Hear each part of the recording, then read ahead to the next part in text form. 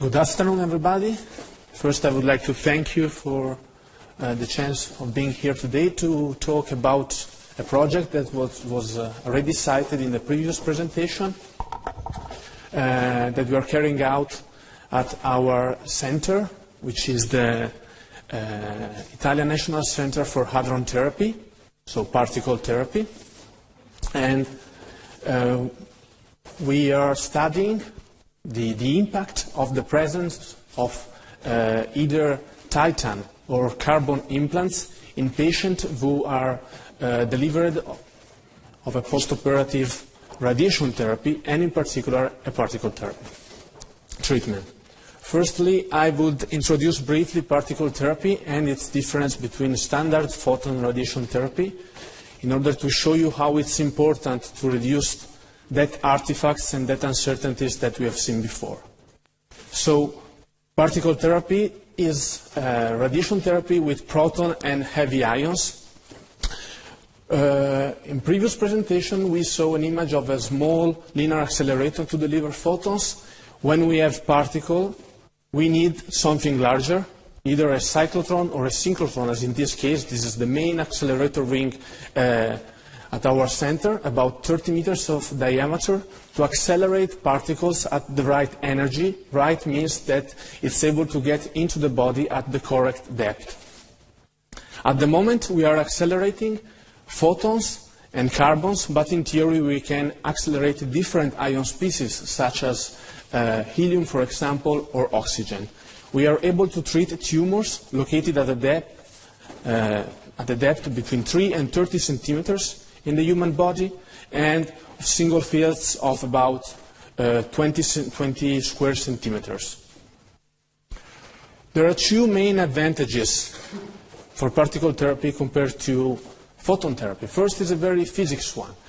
Here, if we imagine a bunch of photons coming in this direction, here starts the tissue, we can see the so-called depth dose distribution, so the way that photons release energy into the body. We can see the maximum of the dose is released very close to the entrance surface of the body.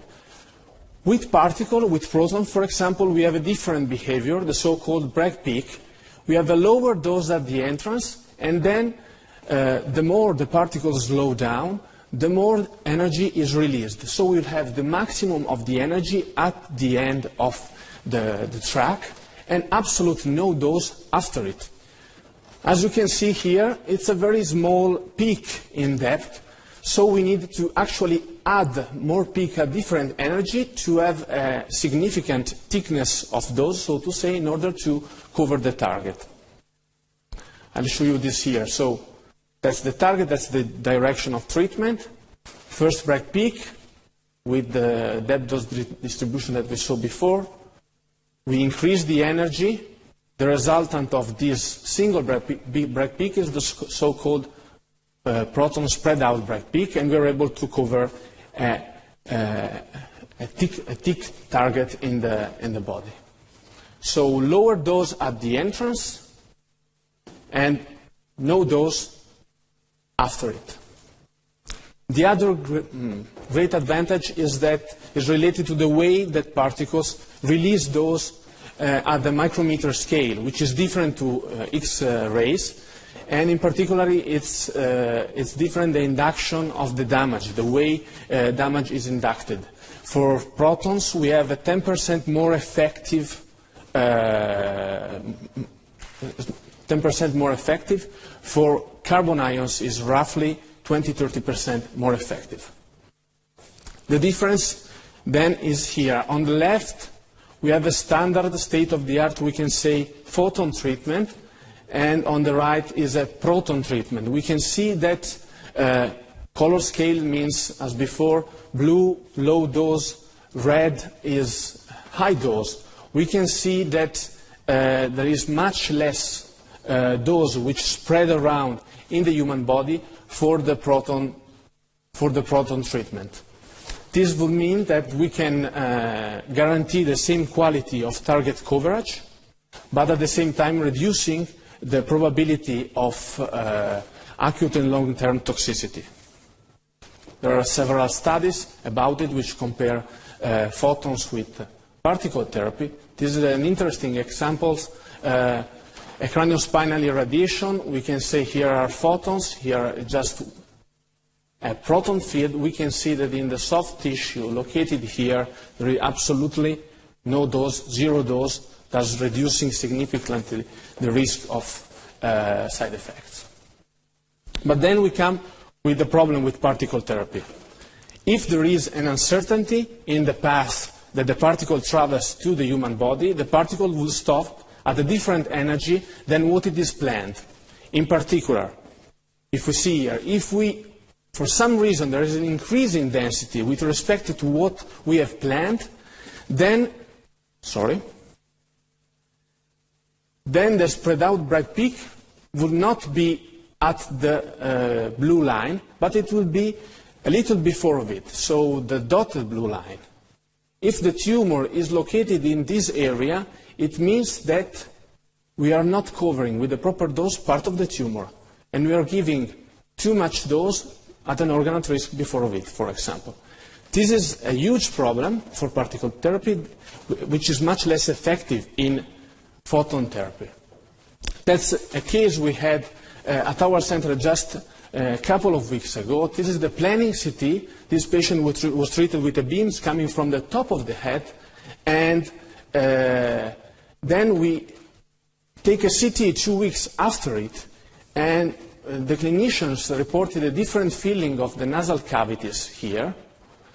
And so if we draw a line in this direction, so along the beam direction, and we see how much dose there was there, we can see that there is a significant difference from what it is planned to what we are now delivering.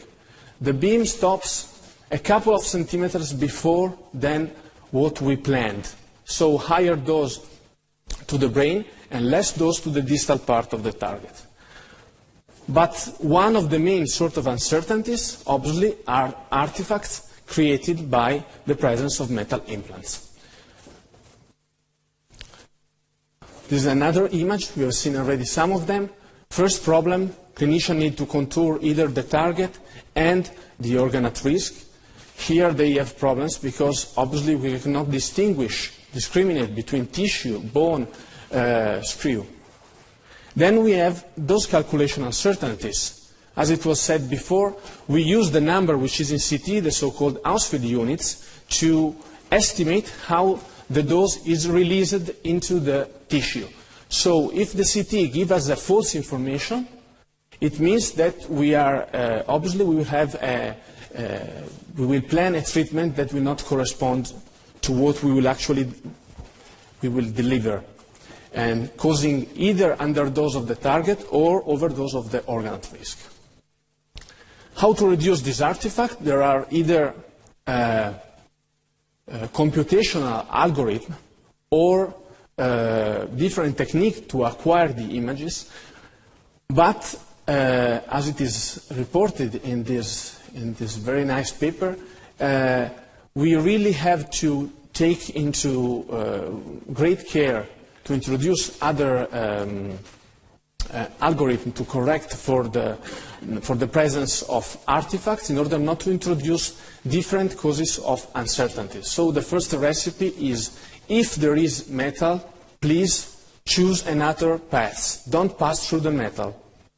Sometimes this is a real problem because the patient may not be treated for this reason.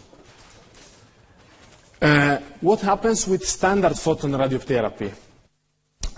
Imagine to have here a bunch of photons coming in this direction. Here there is a titanium plate. We have an effect of dose enhancement before of the plate, so the particles bounce back and release much dose than what it is expected, and then there is a sort of shading after it, so an attenuation, a strong decrease. It's not a weak effect, but it's something that is actually important, and this can increase the probability of bone necrosis at the bone prosthesis interface, and the underdosage after the plate could actually reduce the probability of tumor control. What happened with carbon devices? That's a study about image quality. I will not focus too much on that. We have seen already something. That's a prospect study when we compare, again, you can see here the photon dose distribution in depth of a titanium implants with against a carbon one. Here we can see the dose enhancement and then the dose shading after it. Here there is no dose enhancement and a smaller effect of dose shading after the implants. This is a more recent studies we have seen before. Red one is the titanium implants, green one is the carbon implants. With titanium we have an effect of about 20% more dose, which we do not have for carbon. We saw this image before. And that's our study, so we actually try to compare the effect in particle therapy where we saw that this is a very crucial aspect to take care.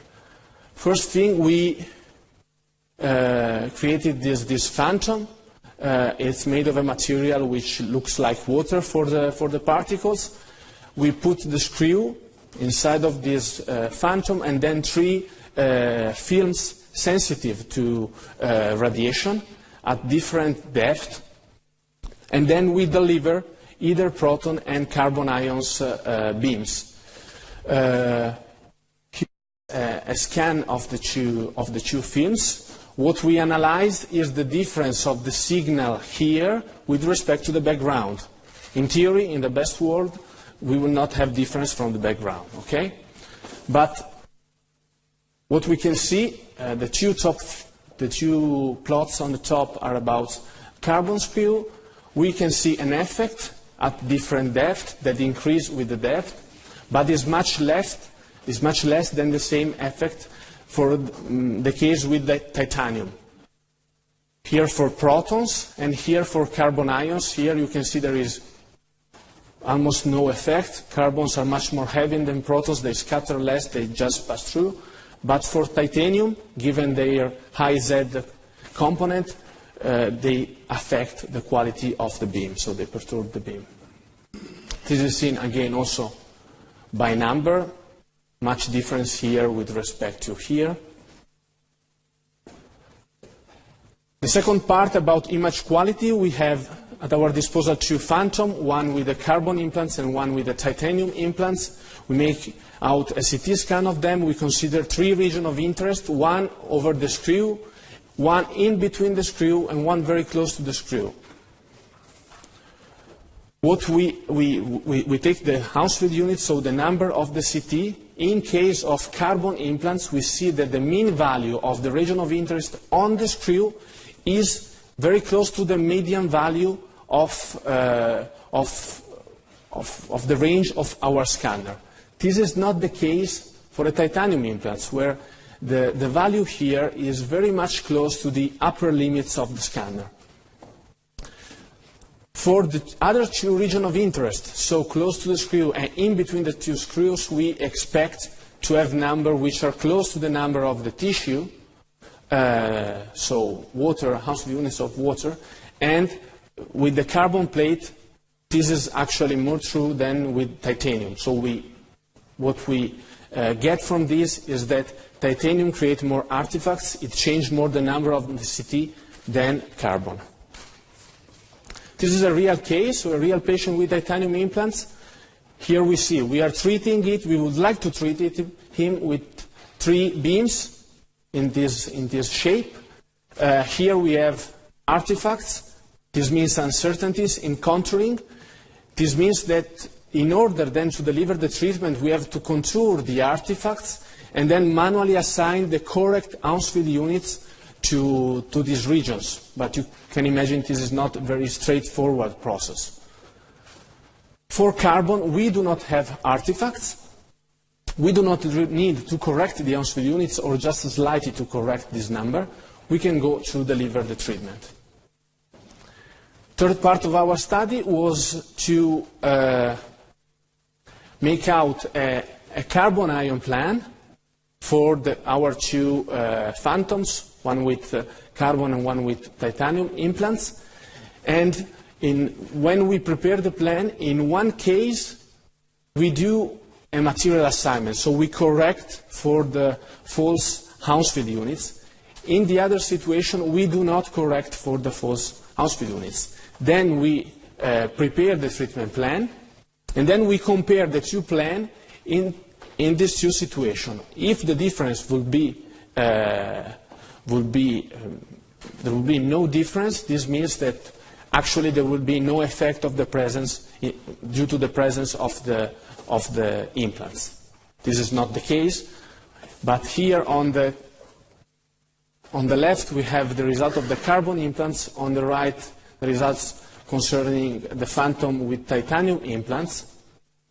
Black lines are the one which correspond to the situation in which we correct for the Hounsfield units, so we correct the false number.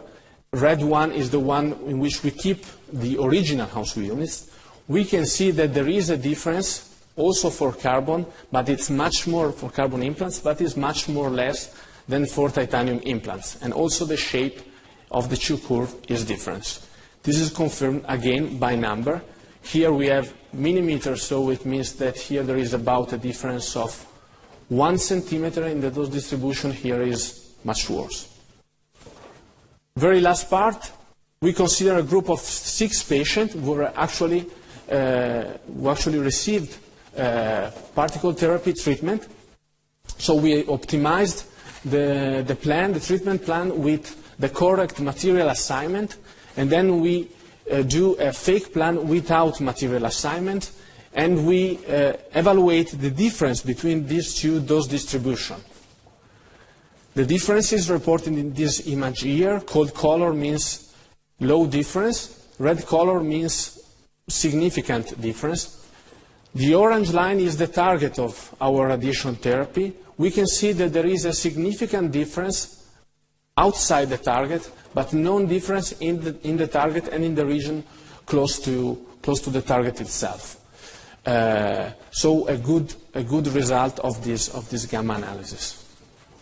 I will just move to the conclusion. So in our experience, we can say that the presence of carbon implants improve the outcome of the treatment planning process for our experience. That's all. We'll be open for questions. Thank you.